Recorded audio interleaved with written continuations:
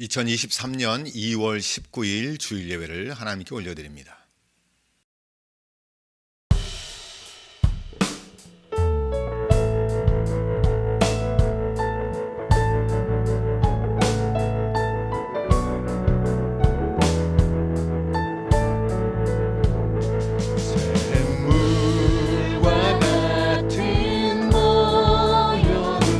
주님의 피로다.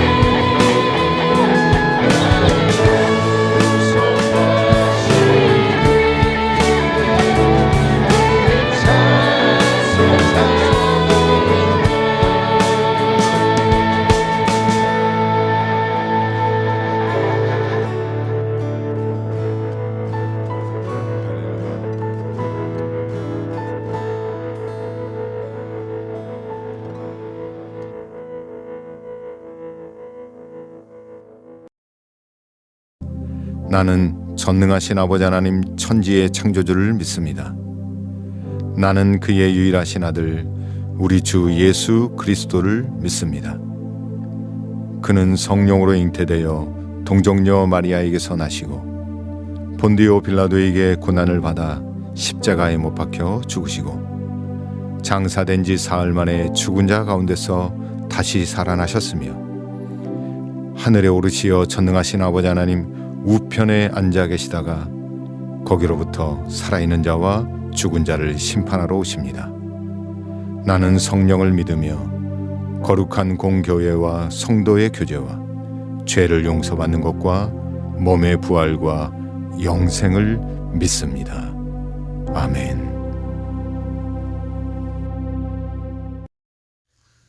거룩하시고 사랑이 많으신 하나님 아버지, 주님의 몸된 교회를 이곳에 세워주시고 성도들의 살아온 모든 순간들을 보호해 주시고 인도해 주신 하나님의 크신 사랑에 감사를 드리며 모든 영광을 올려드립니다.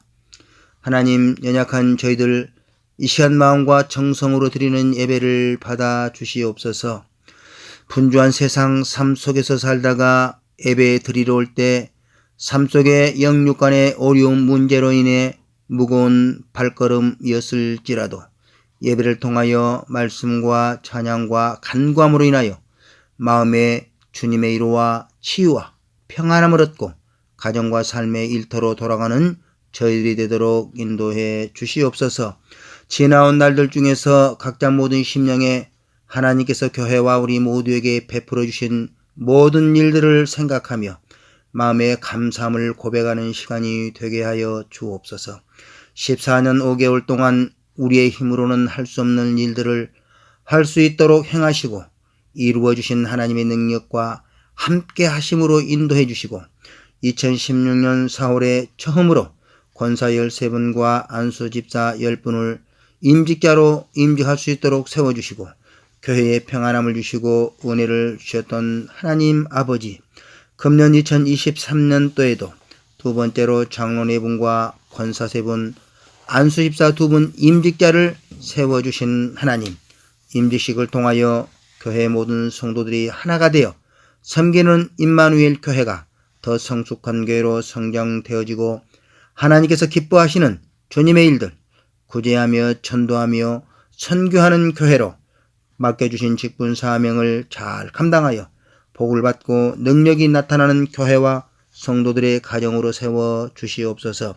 지역뿐만 아니라 지방의 교단에서도 평안하며 은혜롭고 사랑이 충만한 소문난 좋은 교회로 풍성장케 하여 주옵소서.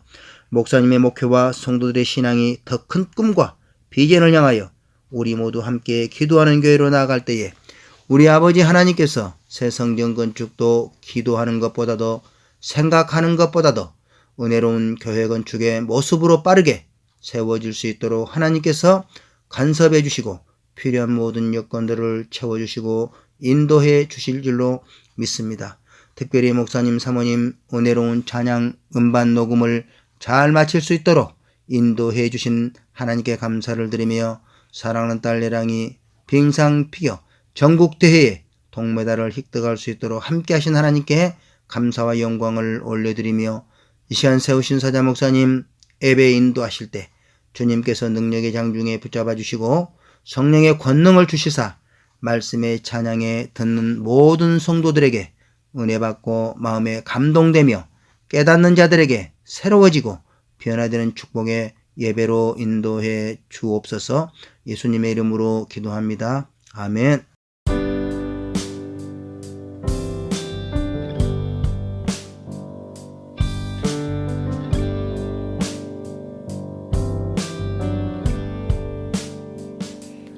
오 하나님, 나의 약함을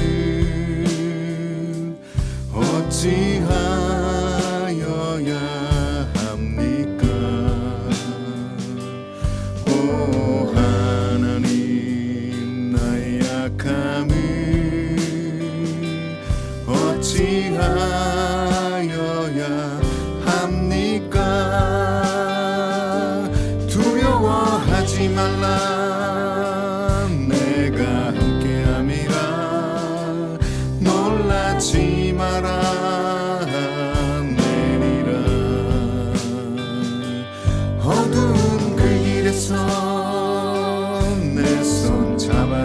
잡아주리라. 위태할 때 너를 안아주리라. 찬송하고 그 입술로 또다시 범죄합니다. 기도하고 그 입술로 또다시 범죄합니다. 두려워하지 말라. 내가 함께함이라. 놀라지 말라. 내리라.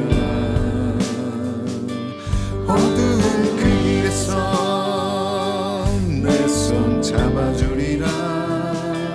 위태할 때 너를 안아주리라. 강하라 담대하라. 너를 인도하리니. 강하라 담대하라. 너의 방패 되리라. 오 하나님, 나의 약함을 어찌하여야 합니까? 오 하나님, 나의 약함을 어찌하여야 합니까? 두려워하지 마라. 내가 함께함이라. 놀라지 마라. 내리라. 어두운 그늘에서 내 손 잡아주리라. 위태할 때 너를 안아주리라. 강하라 담대하라. 너를 인도하리니. 강하라 담대하라. 너의 방패 되리라. 강하라 담대하라. 너를 인도하리니. 강하라 담대하라. 너의 방패 되리라. 두려워하지 마라. 내가 함께함이라. 놀라지 마라. 내리라. 어두운 그늘에서 내 손 잡아주리라. 위태할 때 너를 안아주리라. 강하라 담대하라. 너를 인도하리니. 강하라 담대하라. 너의 방패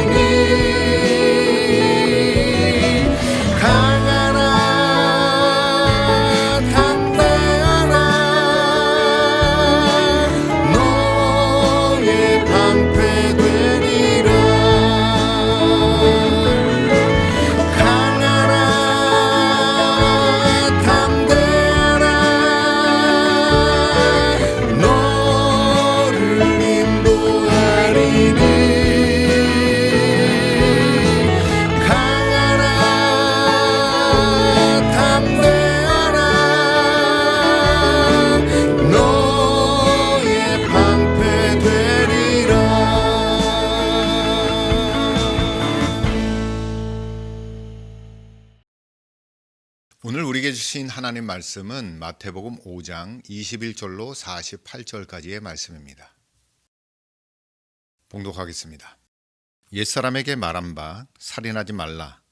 누구든지 살인하면 심판을 받게 되리라 하였다는 것을 너희가 들었으나 나는 너희에게 이르노니 형제에게 노하는 자마다 심판을 받게 되고 형제를 대하여 라가라 하는 자는 공회에 잡혀가게 되고 미련한 놈이라 하는 자는 지옥불에 들어가게 되리라.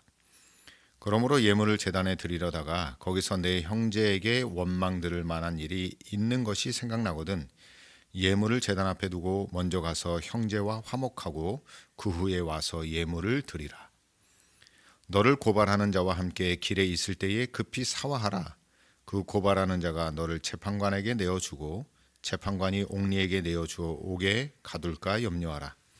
진실로 내게 이르노니 내가 한 푼이라도 남김이 없이 다 갚기 전에는 결코 거기서 나오지 못하리라. 또 간음하지 말라 하였다는 것을 너희가 들었으나 나는 너희에게 이르노니 음욕을 품고 여자를 보는 자마다 마음에 이미 간음하였느니라. 만일 내 오른눈이 너로 실족하게 하거든 빼어 내버리라. 내 백체 중 하나가 없어지고 온몸이 지옥에 던져지지 않는 것이 유익하며 또한 만일 내 오른손이 너로 실족하게 하거든 찍어 내버리라. 내 백체 중 하나가 없어지고 온몸이 지옥에 던져지지 않는 것이 유익하니라. 또 일러스되 누구든지 아내를 버리려거든 이혼 증서를 줄 것이라 하였으나 나는 너희에게 이르노니 누구든지 음행한 이유 없이 아내를 버리면 이는 그로 간음하게 함이요 또 누구든지 버림받은 여자에게 장가드는 자도 간음함이니라. 또 옛사람에게 말한 바 헛맹세를 하지 말고 내 맹세한 것을 주께 지키라 하였다는 것을 너희가 들었으나 나는 너희에게 이르노니 도무지 맹세하지 말지니 하늘로도 하지 말라. 이는 하나님의 보좌임이요 땅으로도 하지 말라. 이는 하나님의 발등상이며 예루살렘으로도 하지 말라. 이는 큰 임금의 성이요 내 머리로도 하지 말라. 이는 내가 한 터럭도 희고 검게 할 수 없음이라. 오직 너희 말은 옳다 옳다 아니라 아니라 하라. 이에서 지나는 것은 악으로부터 나느니라. 또 눈은 눈으로 이는 이로 갚으라 하였다는 것을 너희가 들었으나 나는 너희에게 이르노니 악한 자를 대적하지 말라. 누구든지 내 오른쪽 뺨을 치거든 왼편도 돌려대며 또 너를 고발하여 속옷을 가지고자 하는 자에게 겉옷까지도 가지게 하며 또 누구든지 너로 억지로 오리를 가게 하거든 그 사람과 심리를 동행하고 내게 구하는 자에게 주며 내게 꾸고자 하는 자에게 거절하지 말라. 또 내 이웃을 사랑하고 내 원수를 미워하라 하였다는 것을 너희가 들었으나 나는 너희에게 이르노니 너희 원수를 사랑하며 너희를 박해하는 자를 위하여 기도하라. 이같이 한즉 하늘에 계신 너희 아버지의 아들이 되리니 이는 하나님이 그 해를 악인과 선인에게 비추시며 비를 의로운 자와 불의한 자에게 내려주심이라. 너희가 너희를 사랑하는 자를 사랑하면 무슨 상이 있으리요 세리도 이같이 아니하느냐. 또 너희가 너희 형제에게만 무난하면 남보다 더하는 것이 무엇이냐. 이방인들도 이같이 아니하느냐. 그러므로 하늘에 계신 너희 아버지의 온전하심과 같이 너희도 온전하라. 아멘. 한 주간 주님의 이름으로 평안하셨습니까? 아버지 하나님의 온전하심과 같이 라는 말씀으로 함께 은혜를 나누도록 하겠습니다. 마태복음 5장은 산상수훈의 팔복을 말씀하시는 내용이 1절부터 10절까지 기록되어 있고요.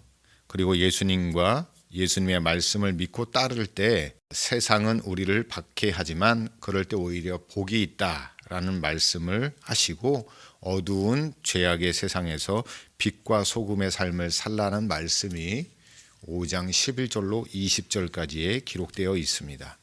오늘 본문 21절로 48절까지의 말씀은 옛사람에게 말한 바, 그러니까 율법에 기록한 구약의 말씀들을 근거로 옛날엔 이렇게 기록했고 그 말씀을 이렇게 행하고 이렇게 행하면 처벌을 받는다라는 그런 내용을 담고 있으면서 그 다음에 예수님은 나는 이렇게 너희에게 말한다는 내용들이 담겨져 있습니다. 그 몇 가지의 이야기가 오늘 우리가 잘 알고 있는 말씀들이 눈에는 눈, 이에는 이, 생명에는 생명, 돈을 꾸은 것은 반드시 갚아야 하고 또 간음한 것 돌로 쳐 죽여야 하지만 예수님은 마음의 간음이 더 범죄에 해당되어진다라는 말씀들을 하고 있습니다. 그런데 오늘 이 말씀 하나님께서는 어제나 오늘이나 동일하시고 그 말씀하심도 동일하신데 역사 속에서 살아가는 사람들이 하나님을 오해하거나 하나님의 말씀을 곡해하는 것에 대한 바로잡음의 말씀의 내용입니다.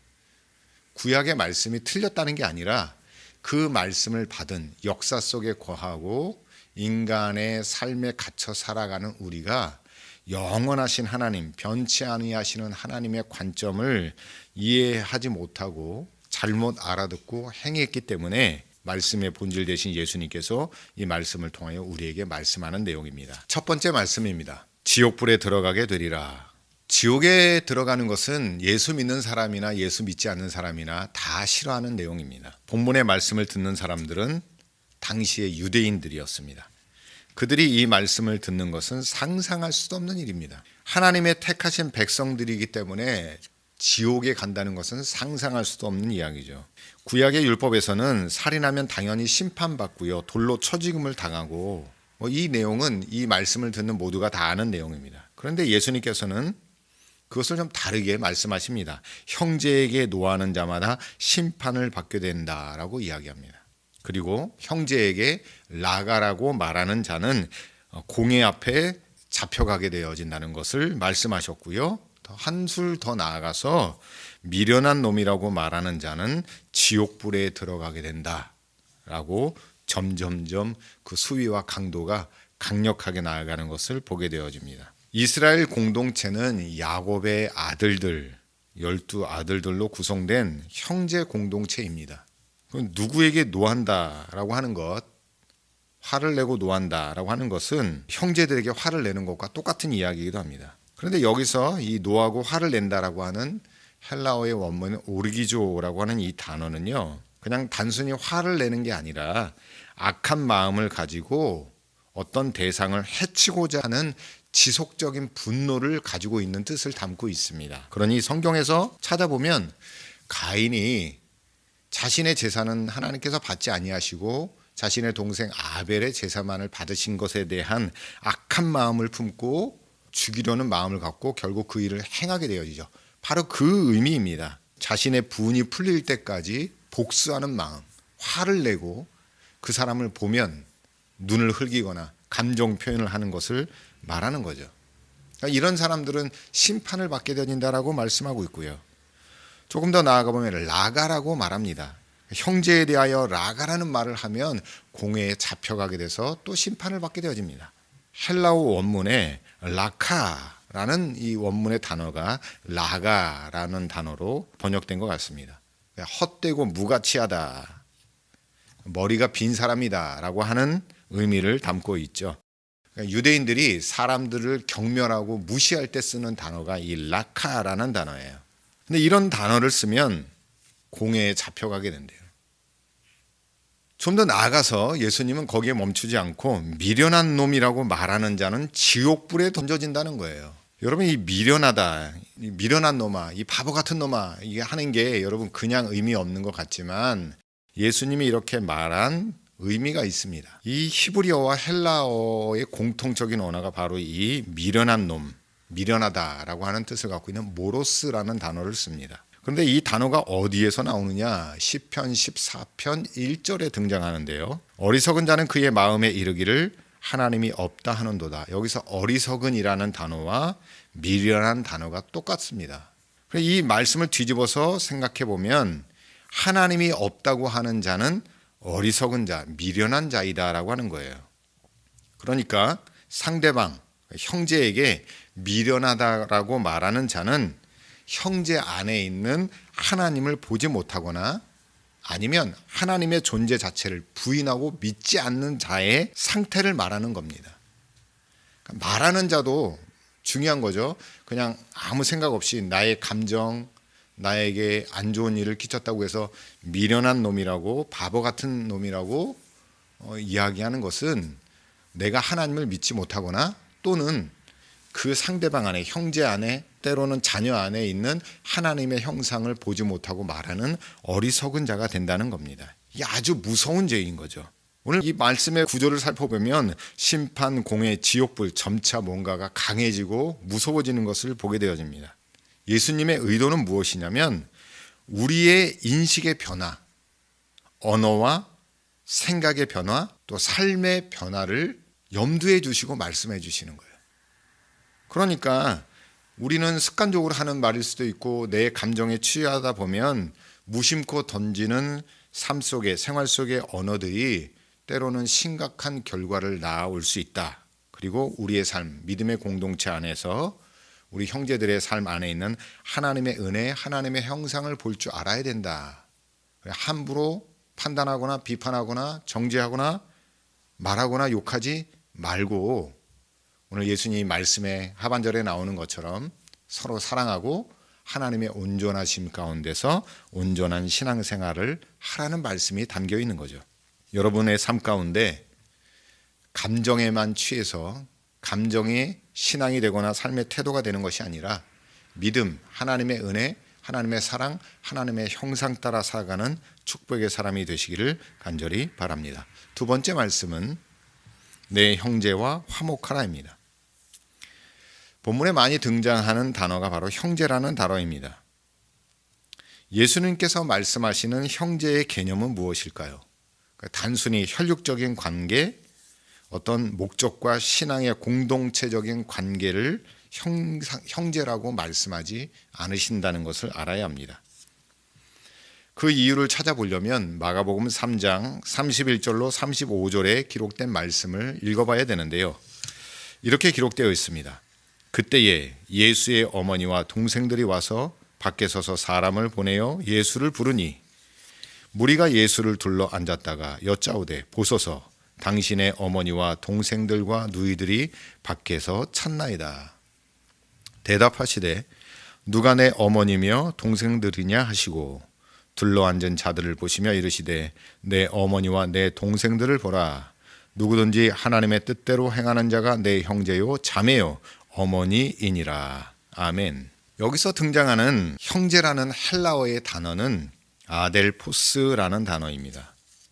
이 단어가 쓰인 것을 잘 보시면 남성 단수를 뜻하고 있어요. 복수도 아니고 3인칭도 아니고요. 남성 단수. 쉽게 이야기하자면 특정한 한 사람을 지칭하여 사용하는 단어라는 겁니다. 아델푸스. 그럼 이 본문의 맥락을 보면 예수님께서 35절 예수님이 말씀을 강론하고 천국 복음을 전하고 있는데 예수님의 어머니와 형제들이 찾아왔어요. 혈육이죠.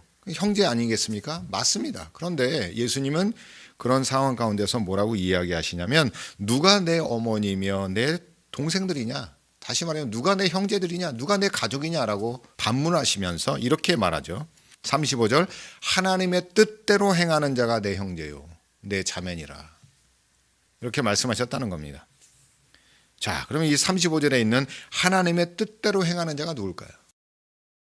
하나님의 뜻대로 행한다는 것은 여러분 완벽하게 온전하게 하나님의 뜻대로 순종하며 살아가는 인간이 있을까요? 불가능합니다. 인간으로서는. 그런데 오직 한 분이 계시죠. 그분이 누굽니까? 바로 예수 그리스도입니다. 예수 그리스도만이 하나님의 뜻대로 행하는 자예요. 그러니까 하나님의 뜻대로 행하는 자가 어떤 자라고요? 예수님의 형제요, 예수님의 자매인 거예요. 이 말씀을 들고 이 말씀을 이해하고 다시 마태복음 5장으로 넘어가 보면 형제에 대한 또 다른 개념으로 말씀을 보게 되어지는 것이죠. 우리의 삶 가운데 있어서 완전하고 온전하신 형제는 누구다? 예수 그리스도이다라는 것입니다. 그리고 예수 그리스도를 믿고 따르고 하나님 말씀대로 살아가는 자들이 바로 예수님의 형제들이다라고 하는 것을 유추해낼 수가 있는 거죠. 그럼 이 말씀이 왜 중요한가? 창조 섭리 안에서 우리는 하나님의 형상대로 지음을 받은 존재들입니다. 그러니까 하나님의 형상이 우리 안에 있죠. 물론 우리가 죄와 교만 때문에 하나님의 형상을 기억하지 못하고 깨닫지 못하고 또 하나님의 형상이 깨어지거나 죽어있던 때가 있습니다.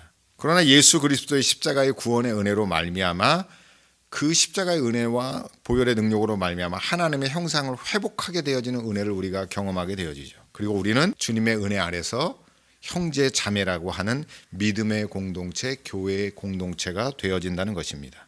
그리고 우리 각 사람은 성령님이 거하시는 거룩한 성전이며 예수님의 형제라는 거예요. 상대방의 모습을 보면서, 우리 형제 자매의 모습을 보면서 그냥 형제 자매로 그냥 의미 없이 부르는 것이 아니라 그 안에 있는 나를 구원하시고 나를 창조하신 하나님의 형상과 나를 구원하신 예수 그리스도의 형상을 볼 줄 알아야 된다는 거예요. 예수님께서 말씀하시는 내용이 바로 이겁니다. 우리 안에 예수 그리스도를 봐.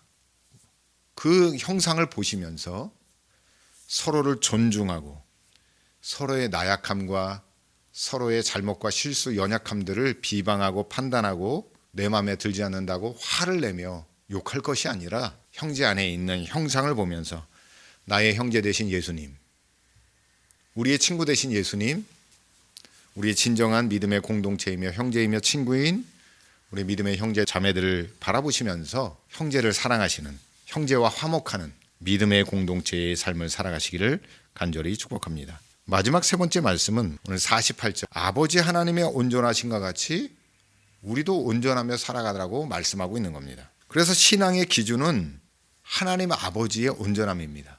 내 환경, 어떤 사람을 보면서 신앙생활을 하는 게 아니고요. 하나님 아버지의 온전하심을 보면서 우리의 신앙이 온전하게 되어야 한다는 것을 말씀하고 있는 것이죠. 바로 온전하게 순종하시고 온전하게 십자가의 구원을 이루신 예수님을 통해서 볼 수 있는 겁니다.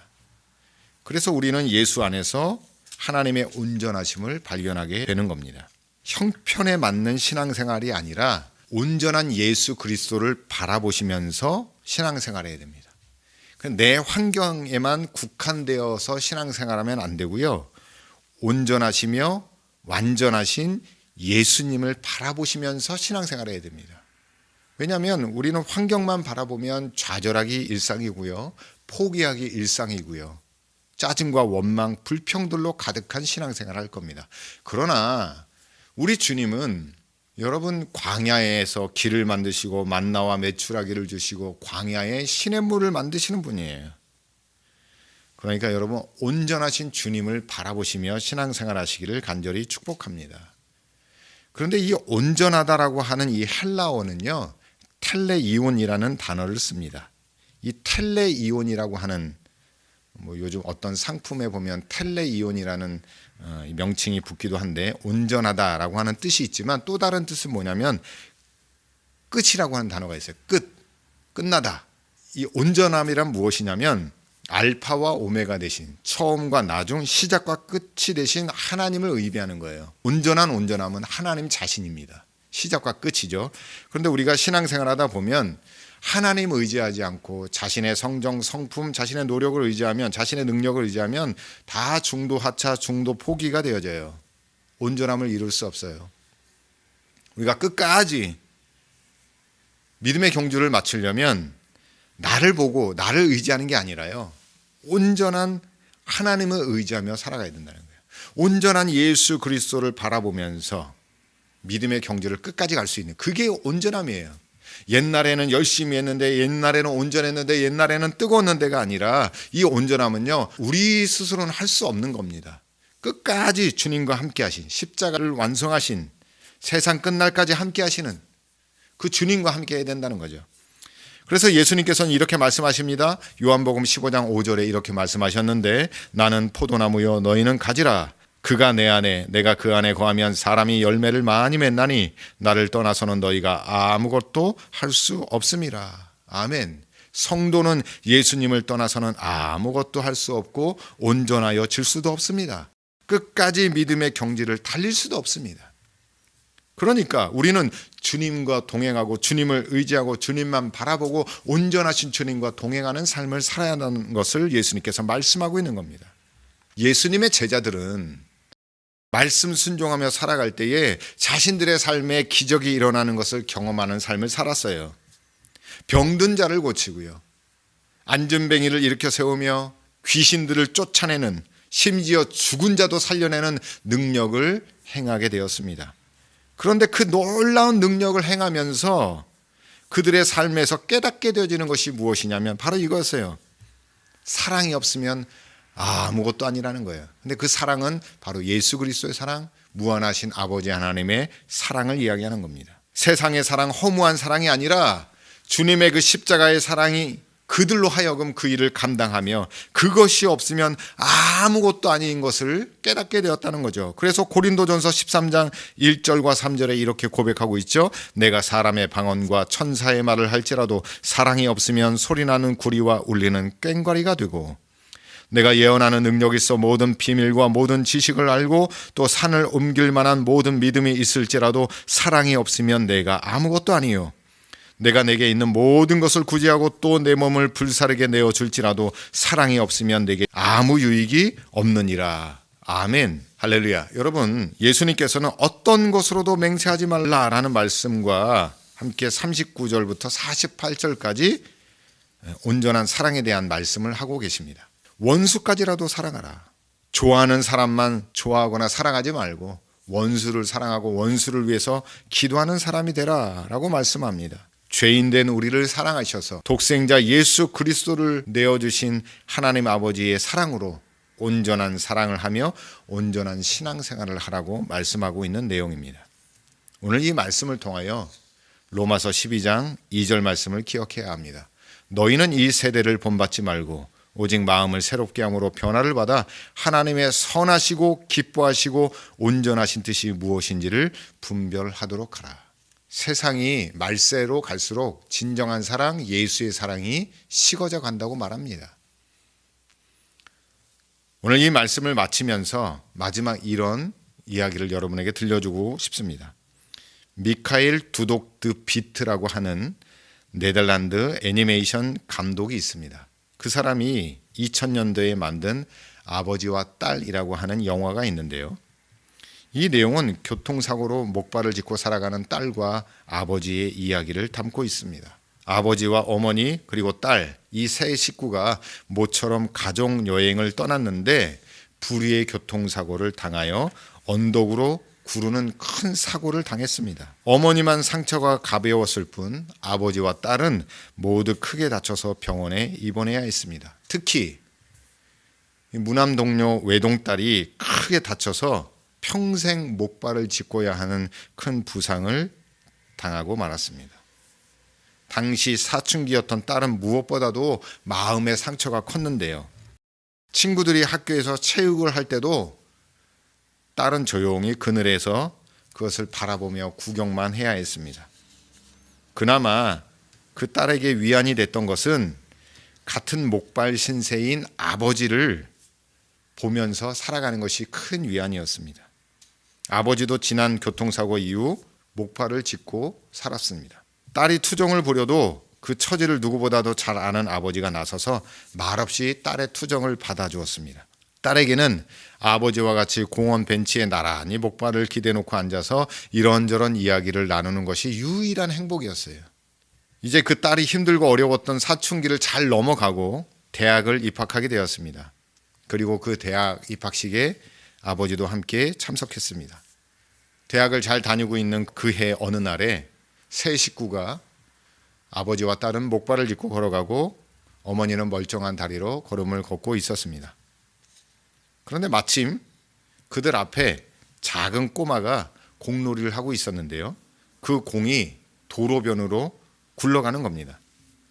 꼬마는 공을 쫓아 달려갔고 좌우도 살피지 아니하며 자동차가 오고 있다는 사실조차도 모르고 그 공을 잡으려고 도로로 뛰어들었습니다. 이때 아버지가 목발을 내던지고 큰 길로 뛰어들어서 꼬마를 안고 길 건너쪽으로 달려가는 겁니다. 순간 딸은 자기 눈을 비비면서 믿을 수가 없는 광경을 목격하게 된 거죠. 잠시 후에 어머니가 그 딸을 꼭 안아주면서 이렇게 말하였습니다. 얘야, 이제야 말할 때가 되었구나. 사실은 너의 아버지는 다리가 전혀 아프지 않으시단다. 퇴원 후에 다 나았는데 사랑하는 딸이 목발을 짚어야 된다는 사실을 알고 난 후부터 아버지도 똑같이 목발을 짚겠다고 결심하시고 지금까지 해오셨단다. 이 사실은 나와 아빠 말고는 아무도 모른단다. 회사 사람들도 친척들도 아무도 모르는 이야기란다. 딸은 충격에 휩싸였습니다. 건너편 길에서 아이를 구하여 해맑게 웃으시는 아버지의 모습을 보면서 그간 자신의 투정과 자신의 모든 상황을 함께 해준 아버지의 사랑을 느낄 수 있었고 하염없이 눈물을 흘렸다고 합니다. 삶의 고통과 고난 가운데 있는 우리들을 버려두지 아니하시고 세상 끝날까지 함께 하시는 예수님의 사랑으로 온전한 신앙생활 하시기를 간절히 축복합니다. 그리고 우리와 함께한 예수의 형제들, 믿음의 공동체, 하나님의 형상대로 구원받고 지음받은 사랑하는 형제자매들을 사랑하시면서 하나님의 온전하심 같이 우리도 온전한 신앙생활을 하시기를 간절히 축복합니다. 기도하겠습니다. 하나님 아버지 감사합니다. 예수님을 통해 팔복의 신앙을 듣게 하시며 그 말씀 위에 아버지 하나님의 온전하심과 같이 온전한 신앙생활의 말씀을 듣게 하심을 감사드립니다. 고난의 현실 속에서도 우리와 함께 하시는 예수님을 보게 하시며 형제의 모습 속에 거하시는 예수님을 보게 하셔서 서로 사랑하는 믿음의 공동체, 은혜의 공동체가 되게 하여 주시옵소서. 십자가를 통하여 온전한 아버지 하나님의 뜻을 이루신 예수님처럼 우리도 우리에게 주어진 십자가를 달게 지고 온전한 아버지 하나님의 뜻을 끝까지 이루며 살게 하여 주시옵소서. 봄을 기다리는 우리에게 예배의 감격과 기쁨, 동행의 은혜를 충만하게 부어주시며 간절한 기도의 제목마다 주님의 은총이 넘치게 하여 주시옵소서. 병든 자들을 고치시며 고난 당하는 자들에게 기쁨을, 흔들리는 자들에게 반석의 믿음을 주시옵고 지진 피해로 고통받는 당신의 백성들을 위로하여 주시옵소서. 이제는 우리 구주 예수 그리스도의 은혜와 온전하신 아버지 하나님의 무한하신 사랑과 성령님의 위로 교통 충만하게 하심이 아버지 하나님의 온전하심을 따라 온전한 신앙의 삶을 살아가기를 다짐하며 삶의 자리로 나아가는 당신의 사랑하는 자녀들의 삶 위에 가정과 생업 위에 이제로부터 영원토록 함께 하옵시기를 간절히 축원하옵나이다. 아멘.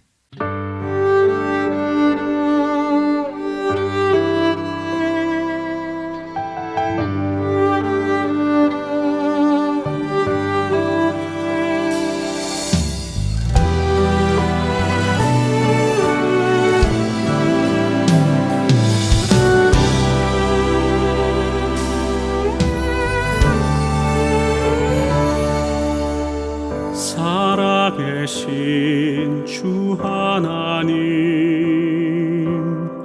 주님을 경외합니다. 주 앞에 무릎 꿇은 나 주은총 입게 하소서. 살아계신 주 하나님, 주님을 경외합니다. 주 앞에 무릎 꿇은 나 주은총 입게 하소서. 살아계신 주 하나님, 지금 이곳에 임하소서. 주의 영광 나타내시고 주의 이름 선포하소서. 살아계신 주 하나님, 우리와 동행하옵소서.